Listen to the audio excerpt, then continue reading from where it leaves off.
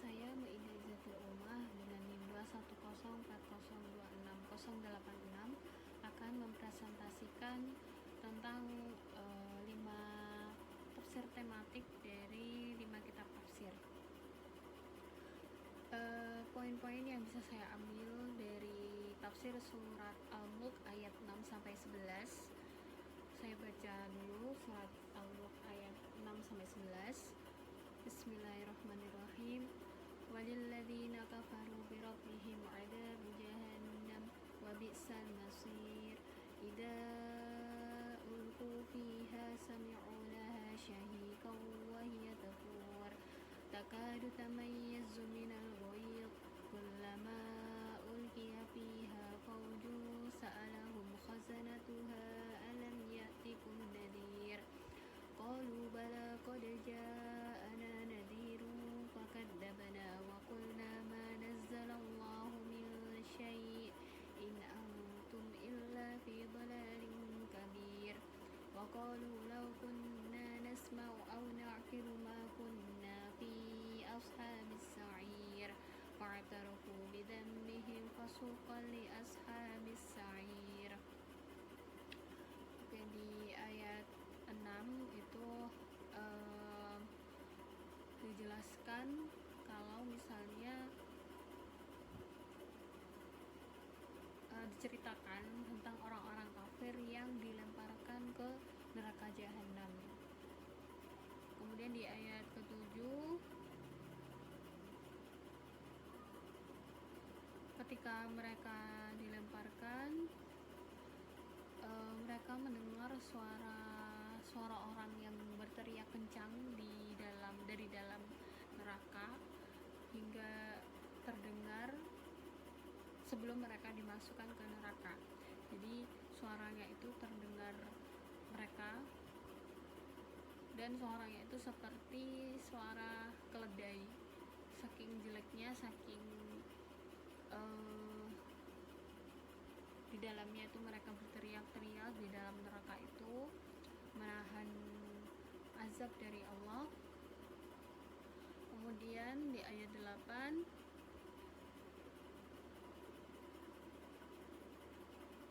ketika mereka dimasukkan ke neraka itu, neraka sangat marah kepada mereka. Saking marahnya mereka sampai hampir terpecah belah. Dan ketika mereka dimasukkan ke neraka, para malaikat bertanya, apakah sebelumnya tidak ada yang datang kepadamu untuk memberi peringatan gitu? Karena tidak mungkin Allah mengazab mereka tetapi sebelumnya tidak pernah ada peringatan dari Allah melalui Rasul atau melalui seseorang yang memberi peringatan. Ketika mereka ditanya seperti itu, mereka awalnya mengira jika mereka menjawab itu, mereka akan diringankan siksanya. Jadi mereka langsung menjawab, benar, ada seorang yang memberi peringatan kepada kami, tetapi kami tidak mendengarkan, tetapi kami tidak menggunakan akal kami untuk berpikir bahwa itu sebuah kebenaran gitu. Karena itu mereka tidak mengikuti kebenaran tersebut. Namun semua pengakuan mereka itu sudah terlambat, sudah tidak ada artinya karena mereka sudah ada di neraka. Jadi mereka menjawab itu tuh sudah percuma, dan mereka kembali ke neraka sebagai tempat kembali mereka, dan neraka adalah seburuk-buruk tempat kembali bagi manusia. Sekian dari saya. Wassalamualaikum warahmatullahi wabarakatuh.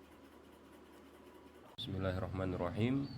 Nama saya Taufikur Rahman, NIM 2104026166. Di sini saya akan menjelaskan tentang kesimpulan dari penafsiran surah Al-Mulk ayat 12 sampai ayat 15, yang di situ menjelaskan tentang janji Allah kepada orang-orang mukmin.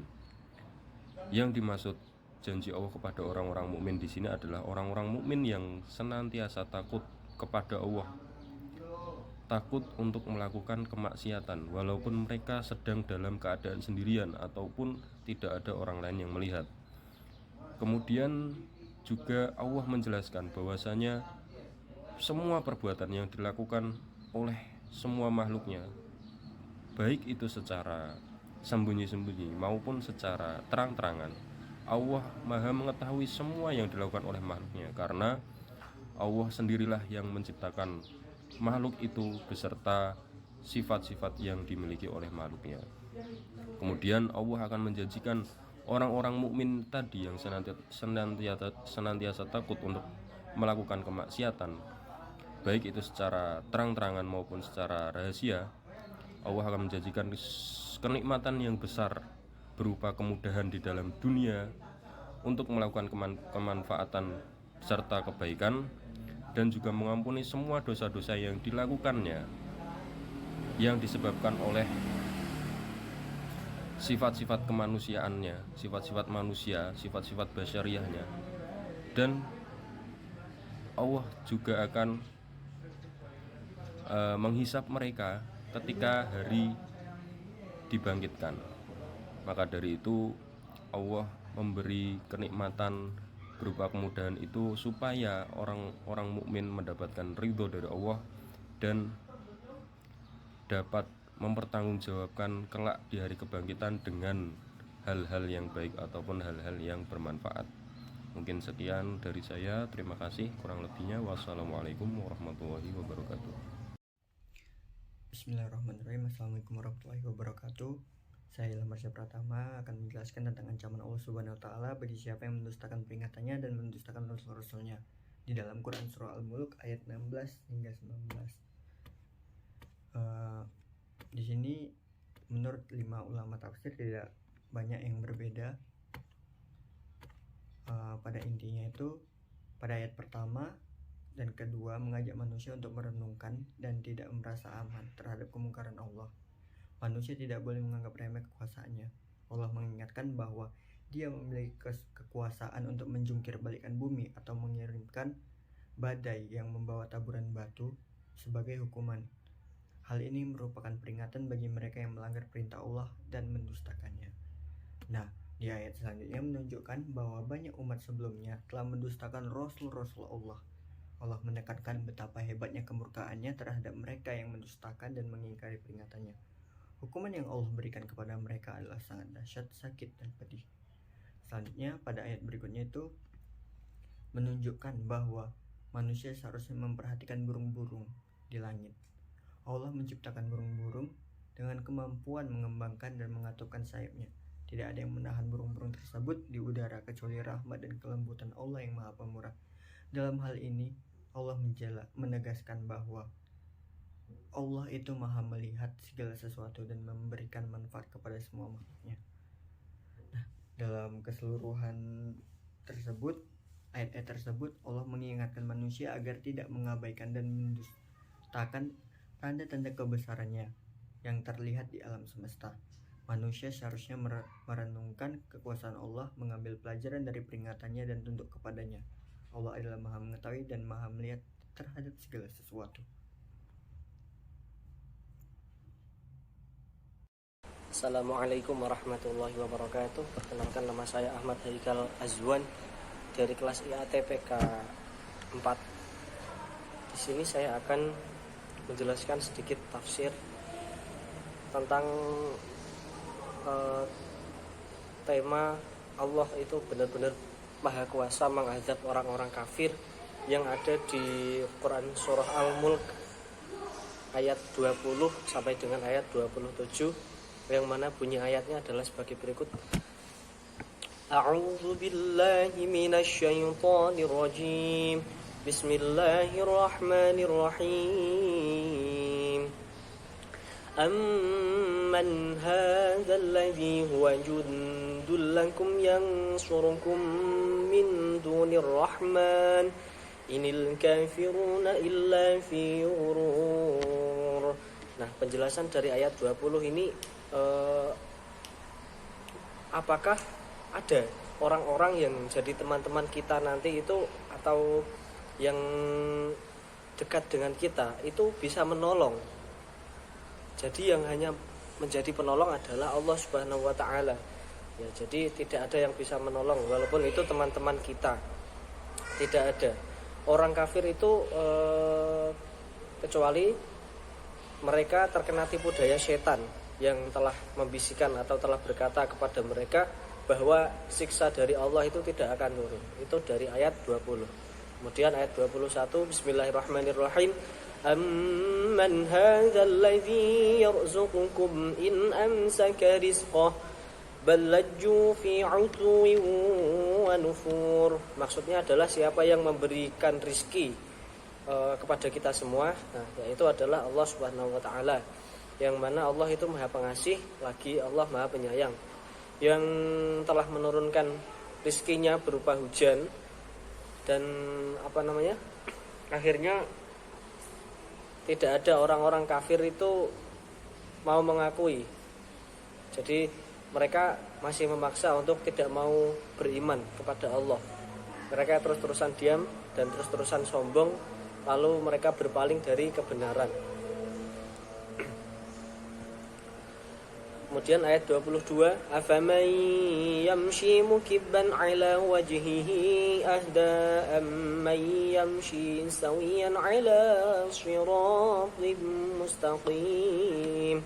Maksudnya adalah di sini apakah orang yang berjalannya tertelungkup wajahnya, atau di dalam tafsir Al-Ibris itu disebutkan apakah mereka yang dari golongan seperti itu mendapat pertolongan, atau apakah orang yang jalannya tegap saja, atau jalannya di dalam tafsir Al-Ibris itu diistilahkan jejek, atau cara Jawane ya jejek itu tadi, atau cara bahasa Indonesianya itu tegak lurus jalannya.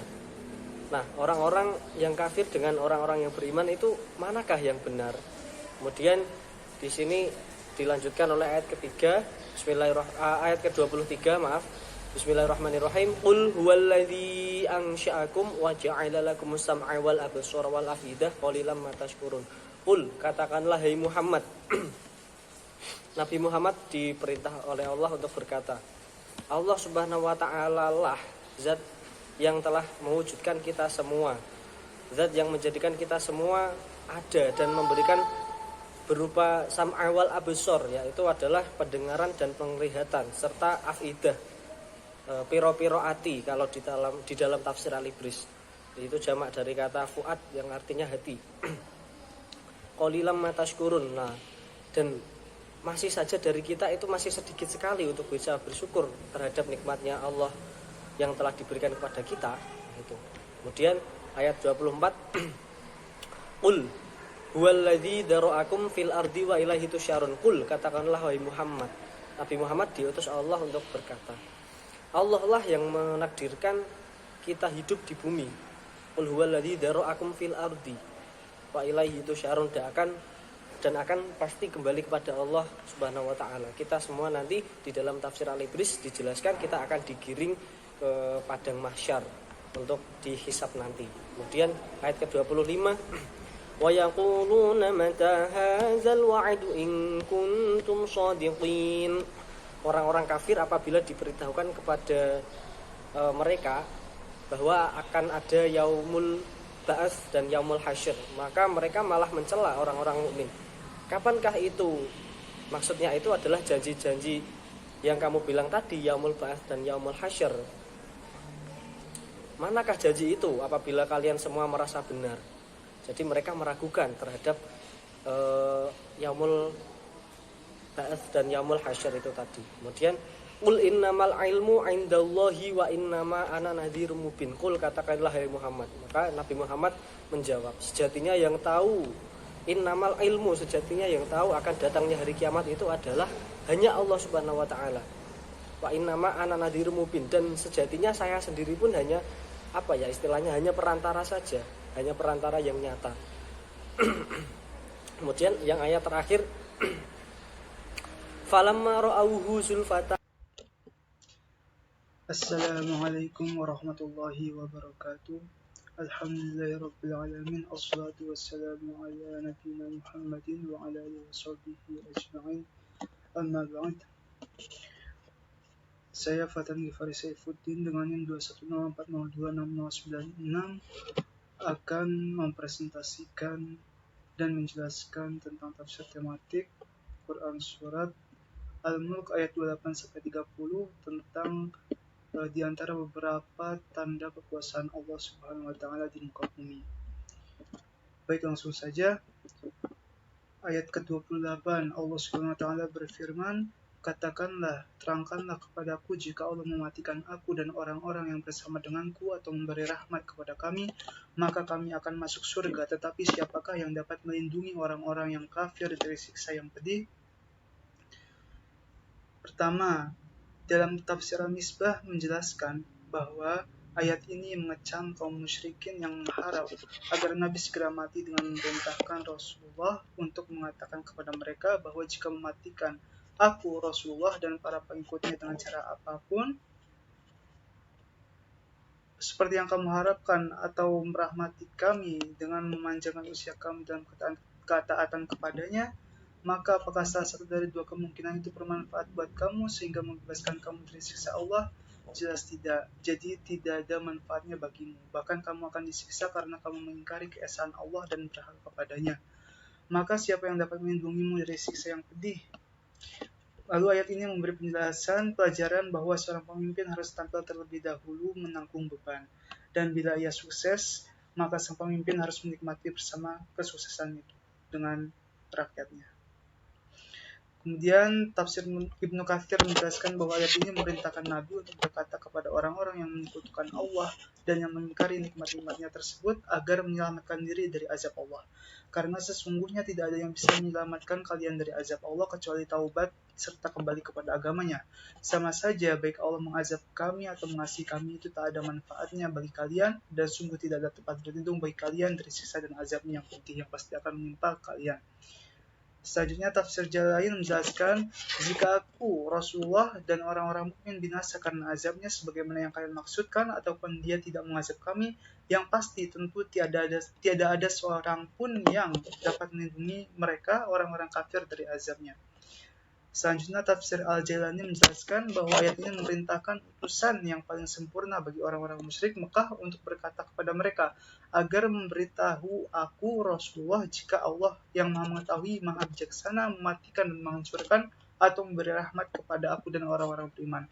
Tetapi yang pasti siapa yang dapat melindungi dan menyelamatkan orang-orang kafir, orang-orang yang ingkar kepada Allah dari sisa yang pedih yang diturunkan kepada mereka. Selanjutnya tafsir Al-Ibris menjelaskan, katakanlah Muhammad, coba beritahukanlah kepadaku jika Allah membinasakanku dan orang-orang mukmin yang bersamaku atau Allah mengasihani atau memberi rahmat kepada kita. Lalu siapa yang akan menolong atau menyelamatkan orang-orang kafir dari siksa yang sangat pedih? Selanjutnya ayat ke-29 Allah berfirman, katakanlah dialah Allah yang Maha Penyayang, kami beriman kepadanya dan kepadanya lah kami bertawakal. Kelak kamu akan mengetahui siapakah yang berada dalam kesesatan yang nyata. Tafsir Al-Misbah menjelaskan bahwa mereka yang ditanya itu bungkam karena tidak ada jawaban lain kecuali mengharap rahmat Allah. Karena itu Allah memerintahkan Nabi Muhammad menjawab sendiri pertanyaan tersebut dengan mengatakan yang dapat melindungi kami dan kamu hanya Dia saja, yaitu Ar-Rahman, Tuhan pelimpah kasih. Kami, yakni Nabi Muhammad dan pengikutnya, beriman hanya kepadanya saja dan tidak kepada selainnya. Kami bertawakal, yakni berserah diri setelah berupaya semaksimal mungkin dan tidak takut kepada selainnya. Kalau kamu akan mengetahui ketika menyaksikan datangnya siksa, siapakah yang berada dalam kesesatan yang nyata. Selanjutnya tafsir Ibnu Katsir menjelaskan bahwa kami Rasulullah dan pengikutnya beriman kepada Rabb semesta alam yang Maha Pemurah lagi Maha Penyayang, dan kepadanya kami bertawakal dalam segala urusan kami. Kelak kamu akan mengetahui siapakah di antara kami dan kalian yang berada dalam kesesatan yang nyata. Selanjutnya tafsir Jalalain menjelaskan bahwa katakanlah dialah Allah yang Maha Penyayang, kami beriman kepadanya dan kepadanya lah kami bertawakal. Kelak kalian akan mengetahui bila mana mereka menyaksikan azab itu. Kemudian lafaz fasata'lamuna dapat pula dibaca fasaya'lamuna, artinya kelak mereka akan mengetahui di saat mereka menyaksikan azab siapakah yang berada dalam kesesatan yang nyata, kamikah atau mereka.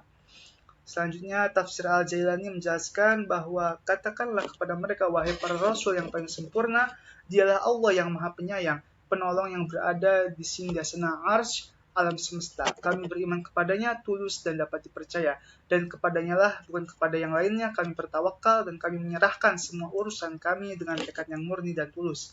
Kelak kamu akan mengetahui siapakah yang berada dalam kesesatan yang nyata, apakah kami atau kamu. Kemudian tafsir Al-Ibris menjelaskan, katakanlah Muhammad, Allah Subhanahu wa taala itu adalah zat yang Maha Penyayang. Kita semua hanya beriman kepada Allah saja. Kita semua pasrah, kalian akan mengetahui siapa orang-orang yang tetap berada dalam kesesatan yang nyata.